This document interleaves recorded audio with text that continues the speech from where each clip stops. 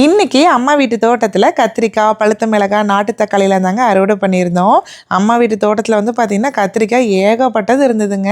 அது தக்காளி செடிக்கு வந்து பார்த்திங்கன்னா சப்போர்ட் கொடுக்காம அந்த குச்சி வச்சு சப்போர்ட் கொடுப்பாங்க இல்லைங்களா, அது கொடுக்காம விட்டுட்டாங்க. செடி வளர்ந்ததுக்கு அதுக்கும் சப்போர்ட்டே கொடுக்க முடியலைங்க. தக்காளி ஃபுல்லாக மண்ணிலே தான் பட்டு வளர்கிற மாதிரி இருந்தது. அதனால் ஒரு சில தக்காளி அழுகிற மாதிரியே தாங்க இருந்தது. கத்திரிக்காய்னா கத்திரிக்காய் தாங்க. பார்க்கும்போதே அவ்வளோ ஆசையாக தான் இருந்தது. எனக்கு என்னமோ கத்திரிக்காய்க்கு எனக்கு ஒரு ஆசையே இல்லைங்க. ஒவ்வொரு வருஷமும் கத்திரி செடி பார்த்து பார்த்து வைப்பேன். எனக்கு கத்திரிக்காயே வரதில்லை.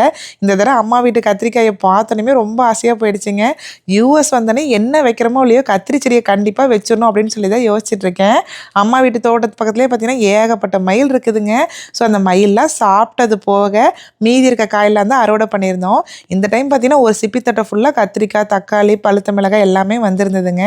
எங்கள் தோட்டத்தில் என்னென்னலாம் நாங்கள் அறுவடை பண்ணோன்னு டீட்டெயிலாக லாங் வீடியோவில் போஸ்ட் பண்ணியிருக்கேன். கண்டிப்பாக செக் பண்ணி பார்த்துட்டு எப்படி இருக்குன்னு சொல்லுங்கள்.